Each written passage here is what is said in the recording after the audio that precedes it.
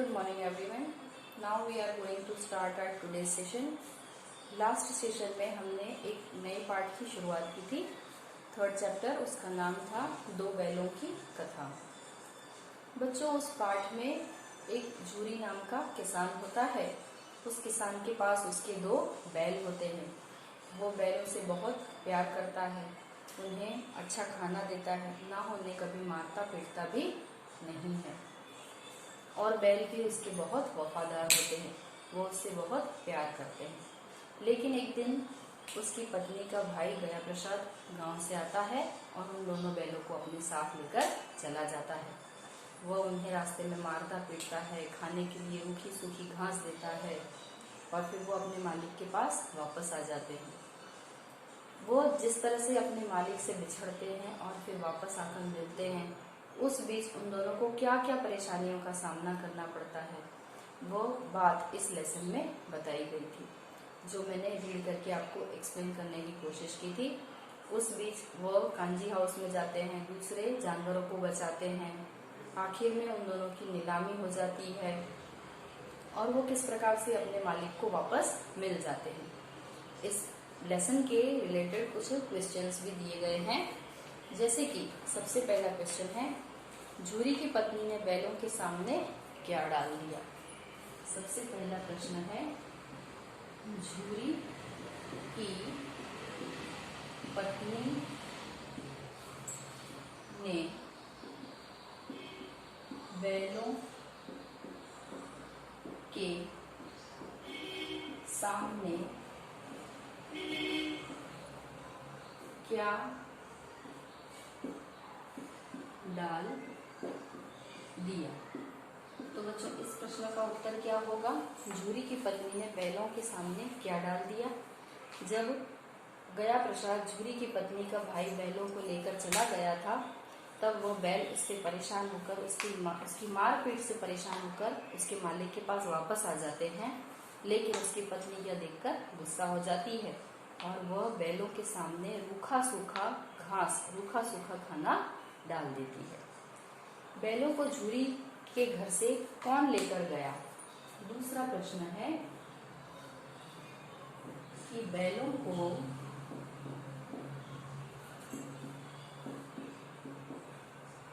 झूरी के घर से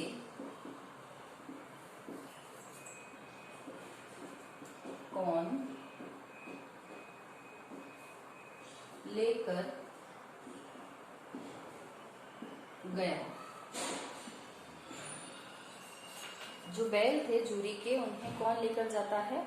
तो झूरी के बैलों को गया प्रसाद की पत्नी का भाई, जो गया प्रसाद जिसका नाम था, वह लेकर चला गया। यानी कि झूरी की पत्नी का भाई गया प्रसाद बैलों को लेकर चला गया। गया कौन था? तो गया झूरी की पत्नी का भाई था।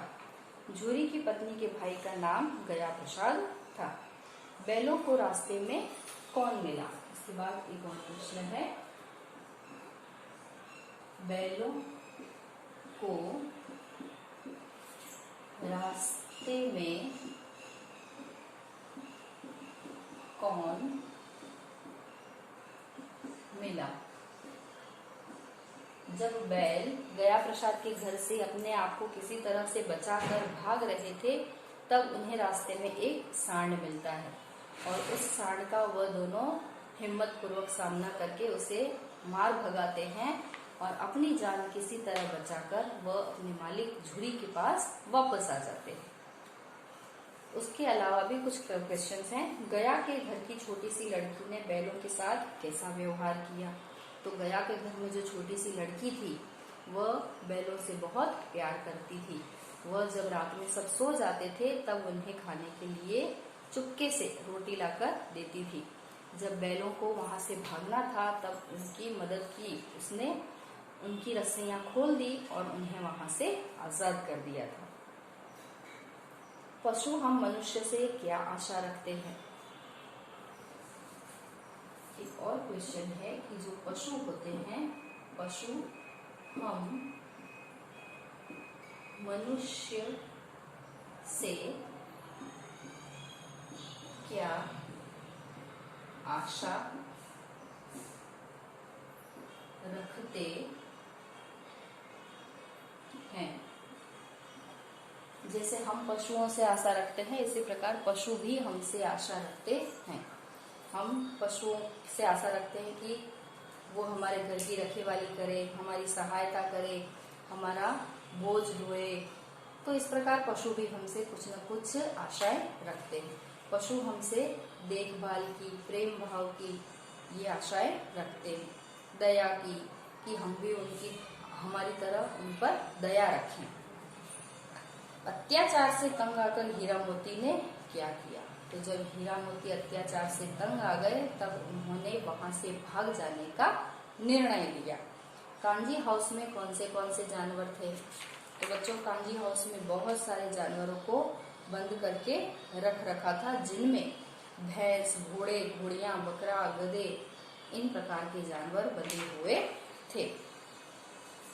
हीरा मोती ने सांड का सामना किस प्रकार किया? तो बच्चों, हीरा मोती ने सांड का सामना बहुत ही हिम्मत पूर्वक किया।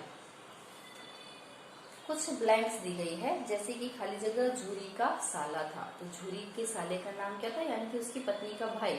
तो गया प्रसाद झूरी का साला था। मोती ने आव देखा न ताव, खाली जगह पर झपटा।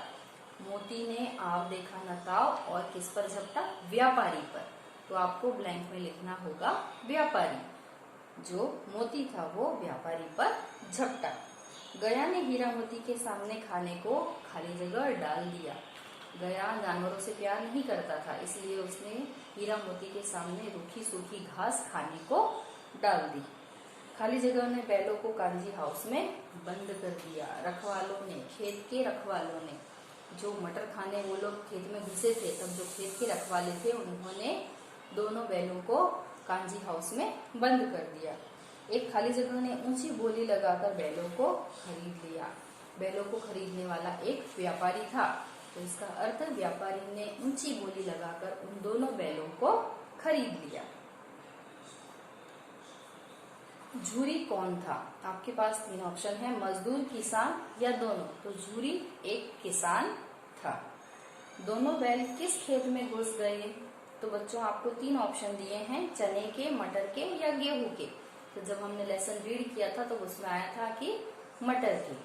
तो बैल जो है वो मटर के खेत में घुस गए थे। हीरा मोती को कहाँ बंद कर दिया गया? जेल में, घर में या कांजी हाउस में? तो जब वो मटर खाने के लिए घुसे थे तो खेत के रखवालों ने उन्हें पकड़कर कांजी हाउस में बंद कर दिया था। तो इसका आंसर में आप क्या लिखेंगे कि दोनों बैलों को यानी कि हीरा और मोती को कांजी हाउस में बंद कर दिया गया था। दोनों बैलों की रस्सी किसने खोली? बैलों को रस्सी से बांध कर रखा गया था और उनकी रस्सी गया ने, झूरी ने या लड़की ने? तो बच्चों, दोनों बैलों की रस्सी लड़की ने। वो किसकी लड़की थी? वो गया प्रसाद की लड़की थी। वो बैलों से बहुत प्यार करती थी। बैल वहां से भाग जाना चाहते थे, इसलिए उस लड़की ने उन दोनों बैलों की रस्सी छोड़ दी और उन्हें वहां से भागने में सहायता की। कांजी हाउस में कौन सा जानवर नहीं था? बकरियां, घोड़े घोड़ी या हाथी? तो बच्चों, वहां पर बकरियां और घोड़े घोड़ी थे, लेकिन हाथी नहीं था। तो कांजी हाउस में हाथी जैसे जानवर नहीं थे।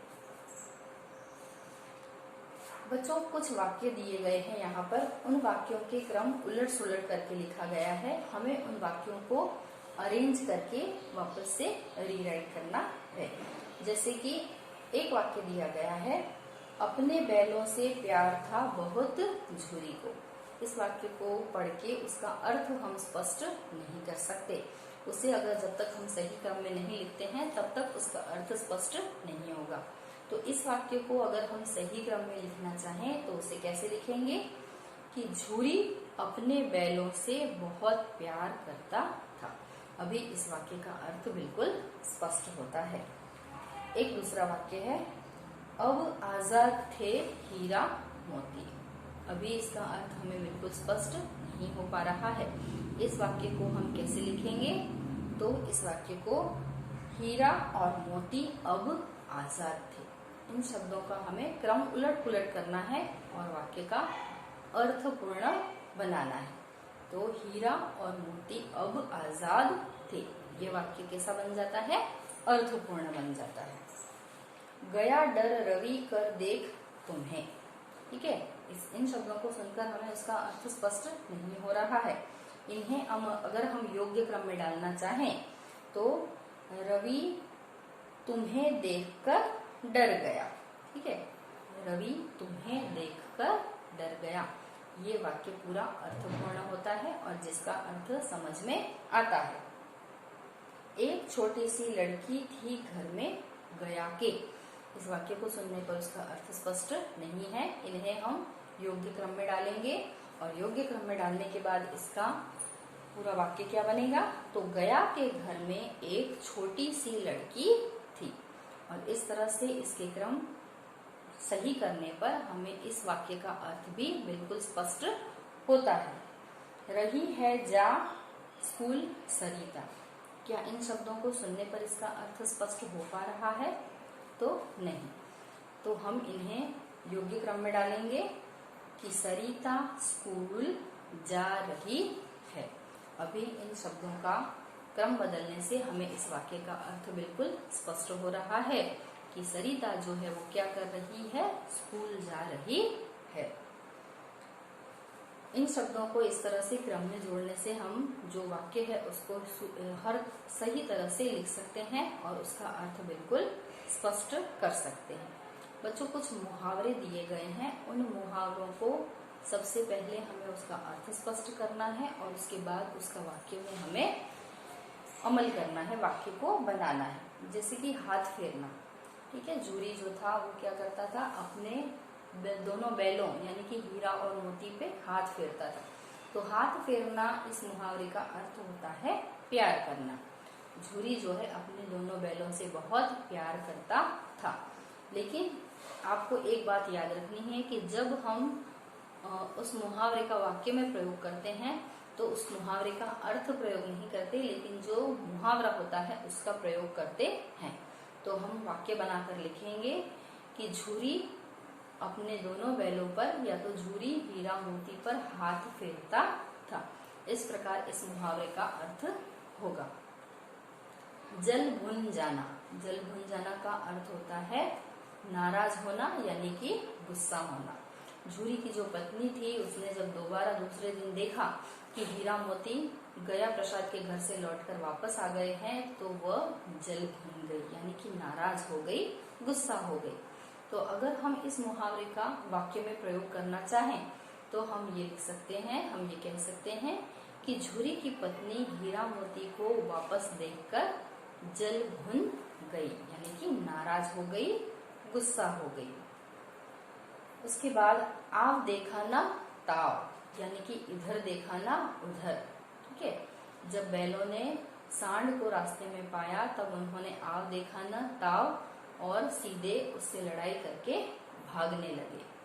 तो अगर हम इस शब्द का वाक्य में प्रयोग करना चाहें तो बैलों ने लड़ते समय हिम्मत पूर्वक आव देखा न ताव देखा और वह लड़ने लगे।